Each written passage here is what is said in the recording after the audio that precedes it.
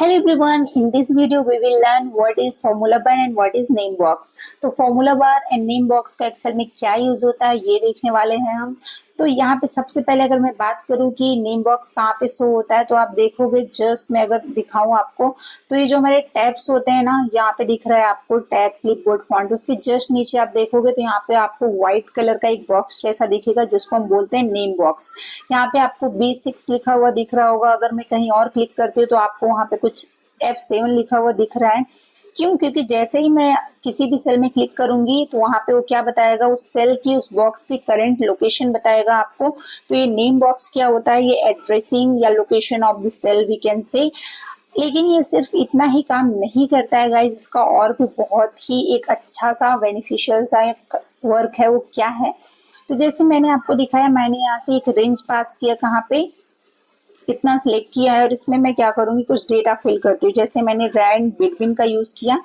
Word में हम क्या करते हैं, रैंडम पैराग्राफ लाते हैं, यहाँ पे हम रैंडम नंबर लाते हैं क्योंकि हमारा एक्सेल जो है वो डेटाबेस पे है।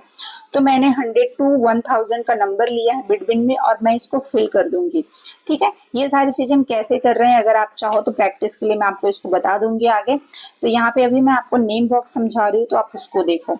तो यहाँ पे देखो, मैंने एक रेंज पास किया है। अब जब मैं इस डेटा को सिलेक्ट कर रही हूँ तो वहां पे उसकी पूरी रेंज क्या हो रही है, दिख रही है कि यहाँ तक इसकी रेंज है प्रॉपर। मैं अगर इसको ऐड करूँ कि मुझे इसका टोटल करना है, इस पूरे डेटा का टोटल करना है, तो मैंने यहाँ पे इक्वल सम लिया और इस पूरे डेटा को मैं क्या कर दूंगी, सिलेक्ट करूंगी और इंटर करूंगी। तो आंसर मुझे क्या आया, 33,372 आया। लेकिन मुझे करना क्या हो, मुझे सिलेक्शन करना हो रहा है ना बार बार, मैं इसको सिलेक्ट नहीं करना चाहती हूँ। तो मैं क्या करूंगी, इस पूरे डेटा को अगेन एक बार फिर से क्या करूंगी, सेलेक्ट करूंगी। और नेम बॉक्स में जाने के बाद आपको यहाँ पे सिलेक्ट कर लेना, जहाँ पे D3 दिख रहा है उस पूरी रेंज का। मैं यहाँ पे कुछ नाम दे देती हूँ। जैसे मैंने यहाँ पे नाम दे दिया क्या, VA। ओके, मैंने VA नाम दे दिया और इंटर किया। तो आप देखोगे यहाँ पे, अब मैं यहाँ पे आऊंगी और यूज करूंगी फॉर्मूला इक्वल सम, और यहाँ पे मैं सेलेक्ट करने नहीं जाऊंगी, सीधे लिखूंगी VA जो मैंने नाम दिया था और यहाँ पे वो हाईलाइट हो जाएगा और इंटर करूंगी। तो आप देखो सेम आंसर हमारे पास आ गया है। तो गाइज ऐसे ही आप एक पर्टिकुलर रेंज की, पर्टिकुलर कॉलम या सेल का आप नाम दे सकते हो। बार बार आपको सिलेक्शन करने जाने की जरूरत नहीं है डेटा से। जो इंपॉर्टेंट चीजें आप उसको ऐड करके रख सकते हो। तो यहाँ पे देखो मैंने VA ऐड कर दिया। मुझे जब भी पूरे डेटा का टोटल करना होगा तो मुझे बस VA लिखना होगा, चाहे वो डेटा कहीं पे भी हो। अब आप कहोगे क्या मैम यहाँ पे भी वो चीज हो सकता है, मैं यहाँ पे इक्वल सम लिखूं और यहाँ पे VA लिख करके एंटर करूँ तो आ जाएगा। तो आप देख सकते हो, आप किसी भी सीट पे रहो, आपको तुरंत डेटा कोई मांग रहा है तो आप अपना याद रखना है कि मैंने क्या नाम दिया है और आप वहां से आंसर ला सकते हो। तो है ना इंपॉर्टेंट नेम बॉक्स। नेक्स्ट यहाँ पे हम बात करते हैं फॉर्मूला बार की। अब यहाँ पे हमने क्या फॉर्मूला यूज किया है, अगर मैं कहूँ कि आप इस डेटा को भी ऐड करके दिखाओ तो आप कहोगे मैम आपने सम करने के लिए, ऐड करने के लिए क्या फंक्शन यूज किया था। तो यहाँ पे जब आप जाओगे जहां मैंने फंक्शन यूज किया था, जैसे ही क्लिक करोगे तो यहाँ पे फॉर्मूला बार में आपको वो चीजें क्या होंगी, शो होंगी।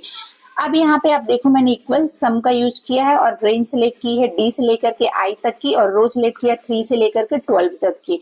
तो ऐसे आप फॉर्मूला बार वहां से देख भी सकते हो। देखना ही नहीं, सिर्फ आप वहां से एडिट भी कर सकते हो। कैसे, मैंने क्लिक किया और यहाँ से यहाँ तक का सिलेक्शन है। मुझे यहाँ पे वर्टिकली चेंज करना है तो मैं D से लेकर के 13 तक का सिलेक्शन करूंगी, D13 तक। आप देखो 13 नहीं है, आई थिंक 12 है, तो मैंने यहाँ 12 ले लिया। तो यहाँ पे देखो मेरा डेटा कैसे सिलेक्ट हो गया, वो वर्टिकल सिलेक्ट हो गया और आंसर कुछ और आ गया। तो वहां पे आप एडिट भी कर सकते हो। और अगर आपको डिलीट करना है तो यहाँ से देखो मैंने फॉर्मूला यहाँ से हटाया तो आंसर वहां से क्या हो गया, डिलीट हो गया। तो यहाँ से आप डिलीट कर सकते हो, ऐड कर सकते हो और यहाँ पे देख सकते हो। फॉर्मूला बार को अगर आपको बड़ा करना है, आप कोई बड़ा फॉर्मूला लिख रहे हो, लार्ज करना है, तो आप यहाँ पे आपको राइट में एरो बटन दिखेगी, यहाँ से आप बड़ा छोटा कर सकते हो, या फिर आप कंट्रोल शिफ्ट U और या हाइड कर, मतलब लार्ज करने के लिए, स्मॉल करने के लिए कंट्रोल शिफ्ट U का भी यूज कर सकते हो। बोलिए, मिलते हैं नेक्स्ट वीडियो में, तब तक के लिए keep learning and keep exploring. Bye bye, take care.